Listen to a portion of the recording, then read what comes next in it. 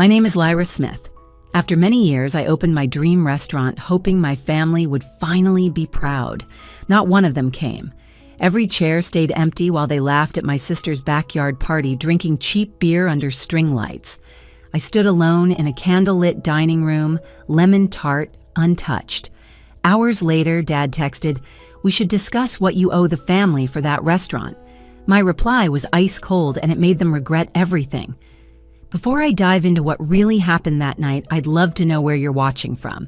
Drop it in the comments, and if you've ever felt like the outsider in your own family, tap that like button and hit subscribe so I know I'm not alone. The night my restaurant opened, I told myself not to stare at the door every time it swung open. But I did. Each creak of the hinges felt like hope, and each time it wasn't them, it felt like betrayal.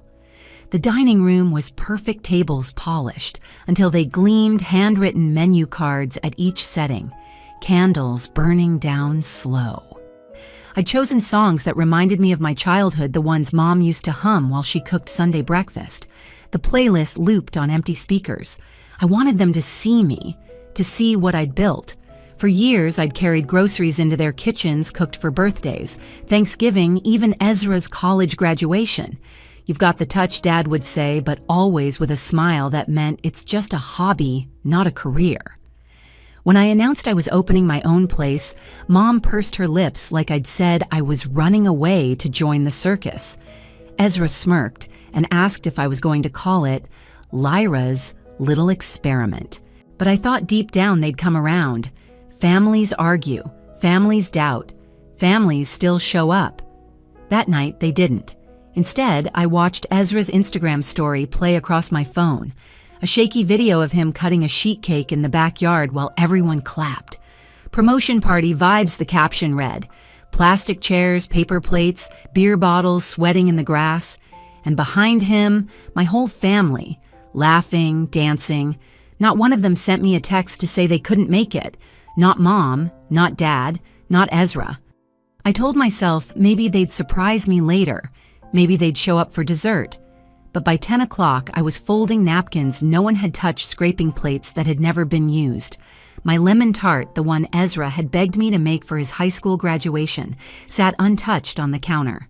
When Dad finally texted, the words were casual, almost businesslike. "We need to talk about your restaurant. No apology, no acknowledgement." Just a reminder that to him, my life's dream was a line item in his ledger. I didn't answer right away. I stared at that message until the letters blurred. Years of being the backup plan, the second choice, the artsy one with impractical dreams, all of it boiled to the surface. And I realized something: they didn't forget me. They ignored me. Growing up, that was the theme of my life. Ezra was the golden boy, the achiever, the star. His trophies lined the mantel. His college acceptance letter got framed. Dad wore his promotion like a badge, and me, I was background noise. The one Mom introduced as our creative daughter, the free spirit, which was just a polite way of saying the disappointment. But what they didn't know was that being ignored teaches you how to listen, to watch, to wait. That night, as I wiped down the counters and turned off the lights, I decided I wasn't going to beg for their approval anymore. I wasn't going to keep leaving the door unlocked hoping they'd finally walk through. If family could treat me like a footnote, then maybe family didn't deserve a seat at my table. The decision came in a single sentence. Short, cold, final. I typed it out with steady fingers and hit send. Effective immediately, the restaurant is closed to all family. No reservations, no discounts, no exceptions. Within minutes, my phone lit up like a fire alarm. 19 missed calls, a dozen voicemails, and then a knock at the back kitchen door. Of course it was Ezra. Ezra stood at the back door, one hand in his pocket, the other clutching a cardboard cake box. I didn't open it right away. I just watched him through the glass, the fluorescent kitchen light spilling across his pressed blazer and carefully combed hair. He looked like a man who had been celebrating too hard but didn't feel guilty enough to admit it. When I finally opened the door, the smell of too much cologne hit me before his words did. "Figured you'd want a slice," he said, lifting the box like it was some kind of peace offering. Inside, I caught a glimpse of the frosted words, "To bigger things." I didn't move. My arms crossed tight across my chest. Bigger things, huh? I said. Guess my restaurant didn't count. His smile faltered. Come on, Jules. We didn't think it was that big of a deal. Dad said it was more of a soft launch vibe. Soft launch. My voice was soft, but the edge in it could have cut glass. I texted Mom 3 times. I made your favorite lemon tart Ezra. It sat untouched for 5 hours. Tell me, does that sound like a soft launch to you? He shifted his weight eyes, sliding away. People got busy. No. I stepped closer until the cake box wavered in his hand. People got lazy. People made choices. And every single one of you chose not to show up. For a second, the mask cracked. His jaw tightened and the smile disappeared. Dad wants to invest, he said, changing the subject. He sees potential now. He asked me to talk to you. There it was. The real reason he'd come. Not guilt, not love, just business. Tell Dad the restaurant's fully funded, I replied, and the investor bought exclusive rights to my loyalty. Ezra blinked. What does that mean? It means you're late? I said, reaching for the trash bag by the door, and I don't do leftovers. I tossed the bag into the dumpster, the sound sharp in the quiet alley. His shoulders sagged, but his mouth kept working. Jules, come on. Don't make this into some big drama. We're family. I looked him dead in the eye. Exactly. Which is why it hurts more. I shut the door. His footsteps faded slow and heavy until there was only silence. The next morning, I changed the locks, not just at the restaurant, but at my apartment too. For years, my family had treated my space like a revolving door. Lyra, we need a place to crash. Can we store some boxes here? Can I borrow your car just until Monday every time I'd said yes because saying no made me feel selfish? Because deep down, I thought being useful was the only way to be loved. But love doesn't flake on your life's biggest night. Love doesn't shrug off your invitations. So I posted a sign on the restaurant door. Due to overwhelming support, we're transitioning to reservations only. No walk-ins accepted even if we share DNA. By noon, a food blogger had snapped a photo. By evening, it went viral. The comments poured in, "This woman is my hero. Boundaries taste better than betrayal. Tell Ezra to eat a slice of humble pie." My phone buzzed nonstop. Mom called 5 times, left a single voicemail. "Lyra, this is childish. We made a mistake, but you're making things worse." I didn't respond. Instead, I greeted the first couple who showed up after the story spread. Tourists from Georgia. The woman smiled as she took her seat. "We canceled our other reservation just to eat here," she said. As I led them to their table, I caught my reflection in the front window. I didn't look bitter. I didn't look angry. I looked free. 2 days later, Dad appeared at my apartment. He didn't risk the restaurant too many eyes, too many cameras. I watched him through the peephole. His suit jacket was wrinkled, his tie loosened. He looked less like a patriarch and more like a man losing control of a story he thought he wrote. "Let's be adults about this," he said when I finally opened the door but didn't step aside. "You want to talk?" I asked. "We talk here." His sigh was heavy. "Your mother's upset. Ezra's confused. We all are." I folded my arms. Confused about what? That I finally stopped begging for a seat at your table. "This is ridiculous," he snapped. "We're not enemies." "No," I said evenly. "You're just people who forget I exist unless I'm footing the bill or cooking the meal." He flinched, then lowered his voice. "I was going to help you. I was looking into some financing." "You mean equity?" I shot back. "Control." His face hardened. "Don't be paranoid." I stepped inside, grabbed the manila envelope sitting on the console, and handed it to him. "Here's the deed. The restaurant is solely in my name. The LLC, the recipes, the patents, all mine." His eyes flicked over the papers. "You got a lawyer." "I got a team," I said. "Funny what happens when you stop waiting for permission to shine." He muttered something about burning bridges. I answered calmly, "Then I guess I'll learn to swim." When the door clicked shut behind him, I felt lighter than I had in years. But the battle wasn't over. That night, Ezra's fiancée, Natalie, showed up at the restaurant, trembling, phone in hand. She slid into a booth, eyes darting around like she was being followed. I didn't know she whispered. I didn't know how far they'd go. I stayed quiet, waiting. They created a WhatsApp group, she said. Your mom, Ezra, Aunt Linda, even Cousin Mark. They called it Project Reset. The plan was to pressure you into selling the restaurant or force you to fail. Her hands shook as she pushed the phone across the table. Screenshots, dates, voice notes, proof. Why are you telling me this? I asked. Her voice cracked. Because they dragged me into it, and because I don't want to marry someone who treats his sister like that. I stared at the evidence glowing on the screen. My family wasn't just dismissing me anymore. They were actively trying to destroy me.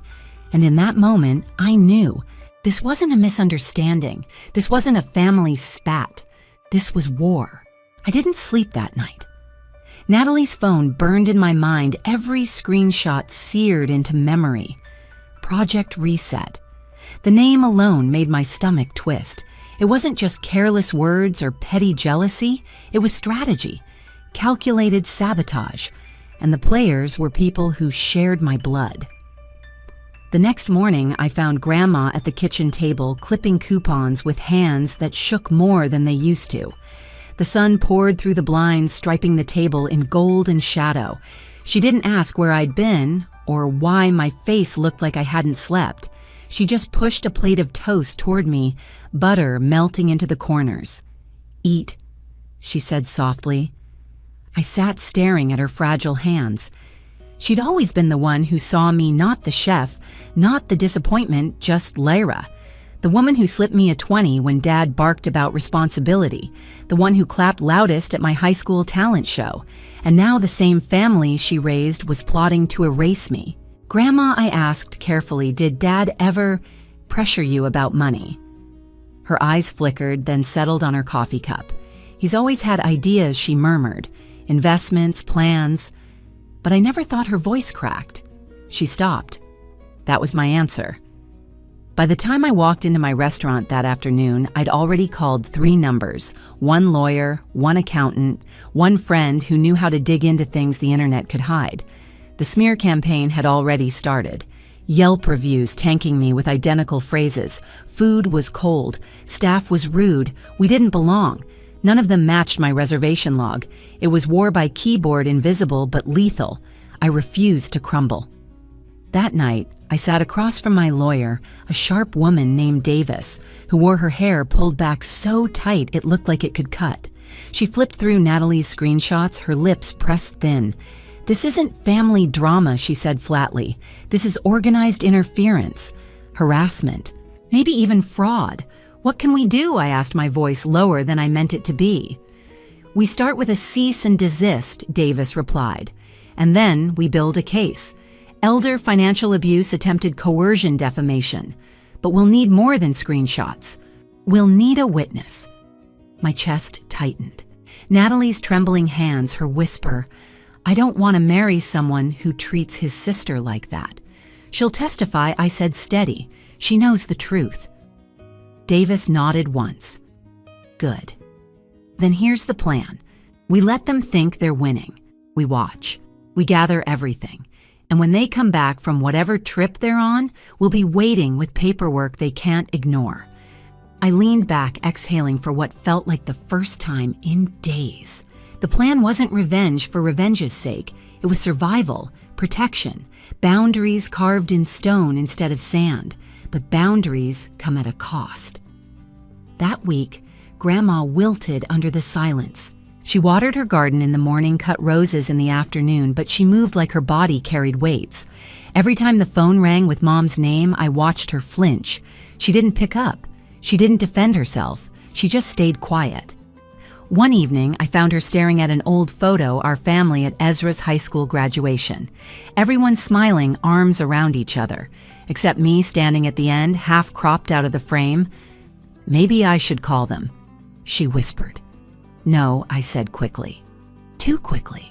Grandma, they don't want to fix this. They want to erase it. They want to erase me. Her eyes watered, but she nodded, tucking the photo back into its frame. She didn't argue.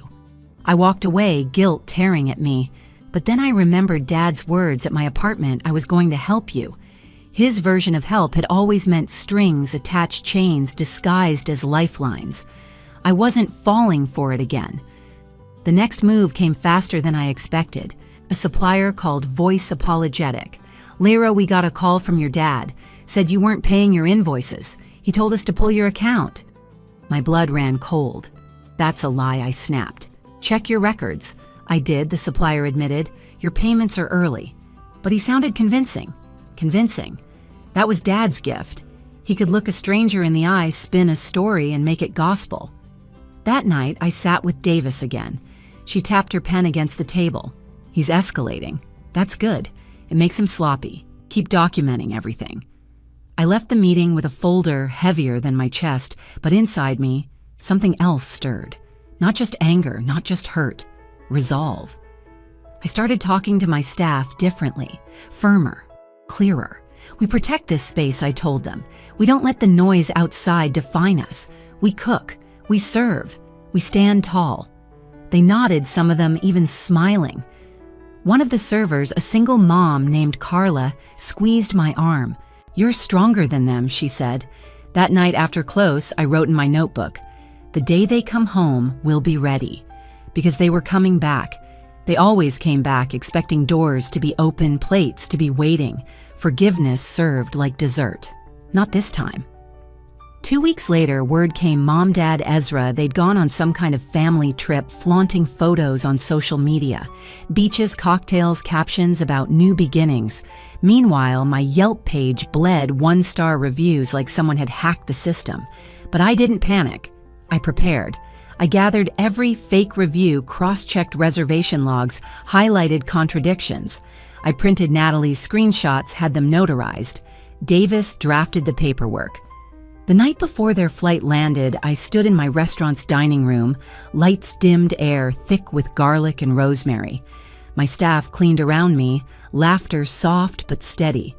I looked around and thought, this is mine. They can't touch it unless I let them. When I went home, Grandma was asleep in her chair, a half-finished crossword in her lap. I tucked a blanket over her shoulders and kissed her forehead. "Tomorrow," I whispered, though she didn't hear me. "Tomorrow, it's our turn." I lay in bed with my phone face down on the nightstand. My hands didn't shake anymore. My breath came slow, steady, because the fear had burned away, leaving only clarity. This wasn't about asking them to see me anymore. This was about making sure they couldn't erase me, couldn't erase us.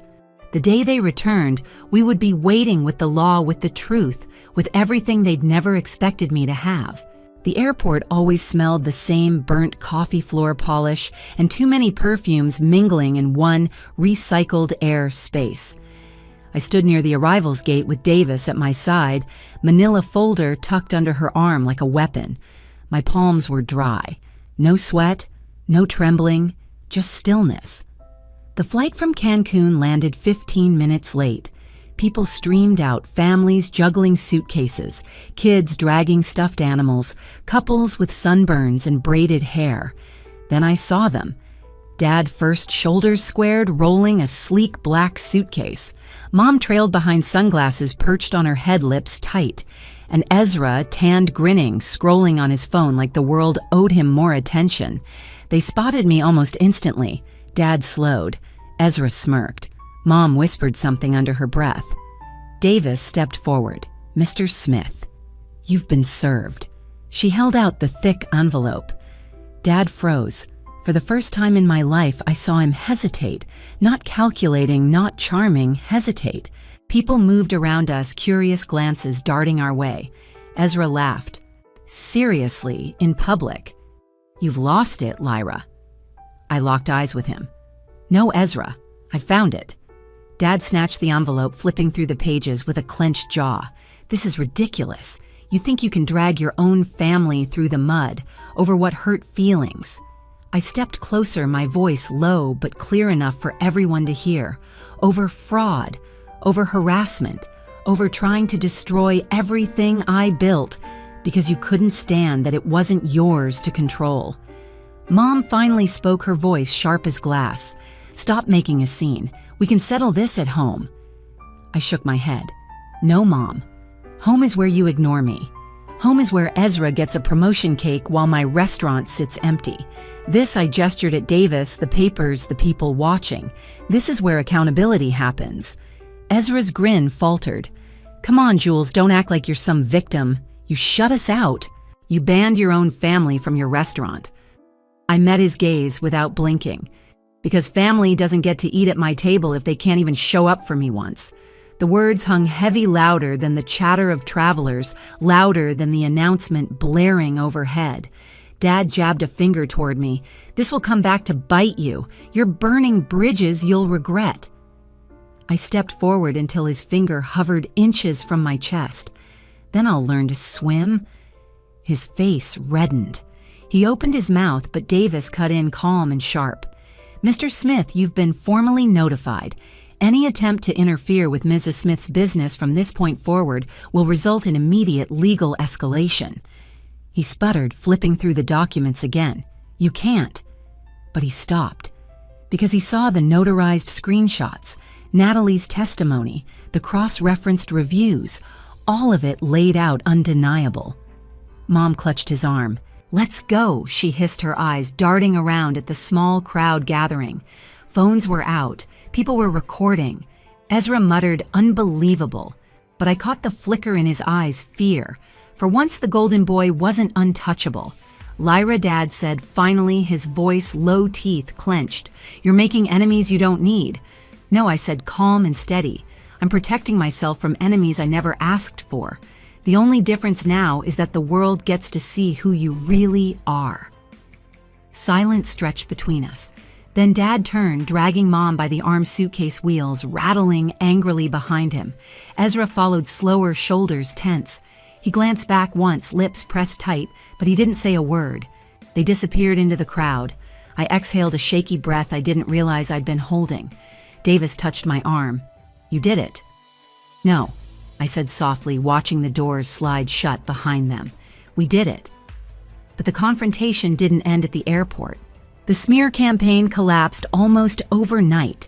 The article Davis arranged with the journalist went live the next morning. Chef exposes family's plot to sabotage her career. Screenshots, timelines, testimony.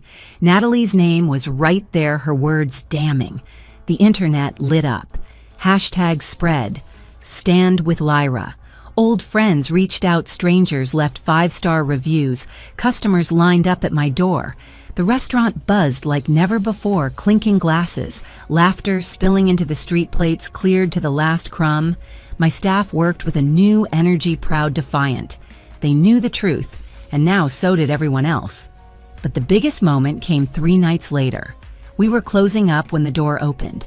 Natalie stepped inside, pale but resolute. She slid into a booth, her hands clasped tight. They're furious with me, she said, but I couldn't marry into that, not after what I saw. I sat across from her. You did the right thing. She shook her head. I just told the truth. You're the one who stood up to them. Her words lingered as I walked her out. For the first time, I didn't feel like the black sheep, the outsider. I felt like someone who had rewritten the story. The real turning point came in court weeks later. Dad tried to argue, tried to spin his charm, but the evidence was clear. The judge's words echoed financial interference and attempted coercion of family assets will not be tolerated. Grandma's money was protected. My restaurant's ownership was affirmed. And the will, oh, the will was rewritten. Dad and Ezra removed entirely. When the gavel struck, Dad's face went pale. Ezra sat stone-faced, fists clenched. Mom cried quietly, but not for me. Never for me. I walked out of that courthouse with Grandma on my arm, her hand light but steady. She whispered, "You saved us." I smiled. No Grandma. I finally saved myself. The echo of that airport confrontation stayed with me. The sight of Dad, frozen Ezra speechless, Mom scrambling. For once the power wasn't theirs. It was mine. And I wasn't giving it back. The courthouse steps were warm under the afternoon sun, but I felt lighter than air. Grandma's arm looped through mine, her small frame, steadier than I'd seen in months. She smiled up at me with eyes that glistened, not with weakness, but with pride. "Lyra," she said softly, You did what I never could." I squeezed her hand. We did it together. The judgment didn't erase the scars, but it built something stronger in their place. Dad and Ezra were officially cut from the will, their names struck through like misspelled words. Grandma's finances were locked tight under protection, and my restaurant mine alone was untouchable. That night, we returned home to her little garden. She clipped roses as if the world had just handed her back time. Each snip of the shears was sharp certain, and when she placed a bloom in my hands, I realized it wasn't just a flower, it was trust. I thought about the countless nights she'd sat at that table, folding coupons, staying quiet while the rest of the family made noise. Now her silence wasn't fear, it was peace. My restaurant, too, became more than a business. It was a sanctuary. The viral headlines had drawn customers, sure, but what kept them coming wasn't scandal. It was honesty.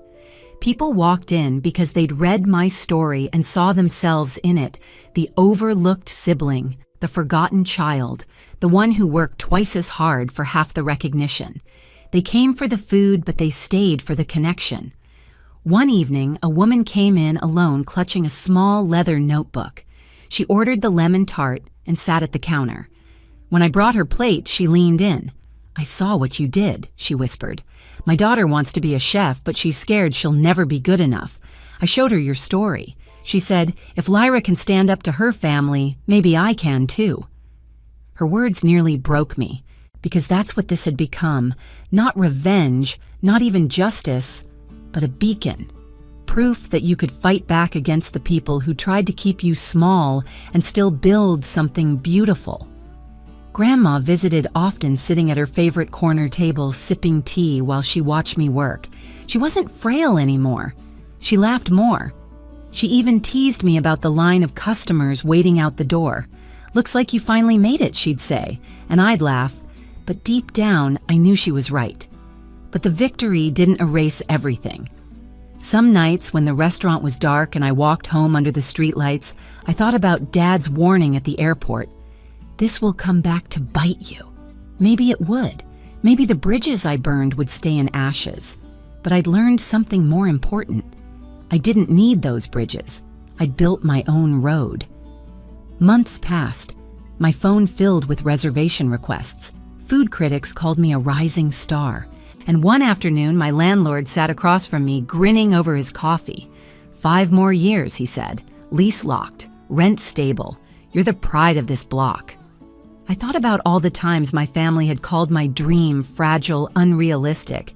Now strangers were rooting for me louder than they ever had. And it wasn't because I begged for their approval, it was because I stopped. At night, when the last dish was washed and the last chair stacked, I often stood barefoot in the dining room, wine glass in hand, breathing in the silence.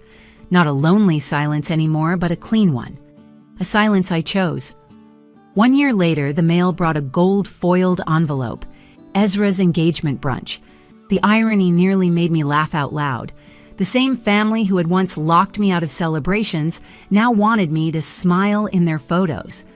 I set the envelope on the counter, stared at it for a long moment, then dropped it in the blender and pressed pulse. Shredded gold confetti swirled into dust. That same evening, I finalized the lease on my second restaurant.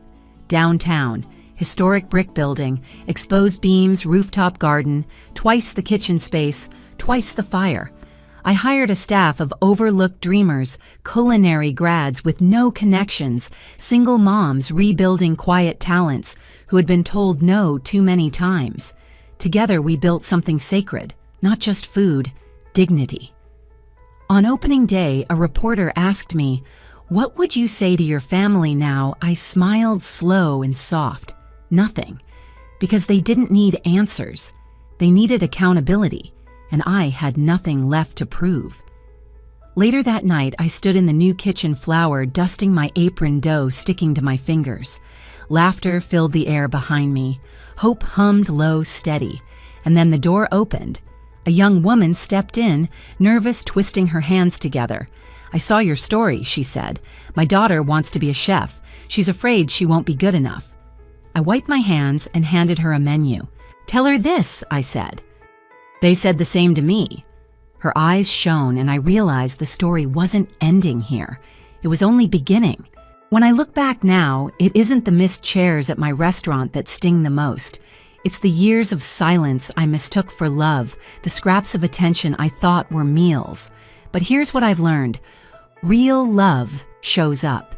Real love doesn't keep score or demand control. And sometimes the bravest thing you can do is draw the line, even if it means standing alone for a while. I'm not the black sheep anymore. I'm not the backup plan or the daughter introduced with a shrug. I'm Lyra Smith, chef, builder, survivor. And I know this much success, seasoned with boundaries, tastes better than any apology I never got. Maybe you've lived through something similar. Maybe your family tried to shrink you too. If you've ever had to fight for your own worth, you're not alone here. Share your story in the comments I'll be reading. And don't forget to hit subscribe, because the next story might just be yours.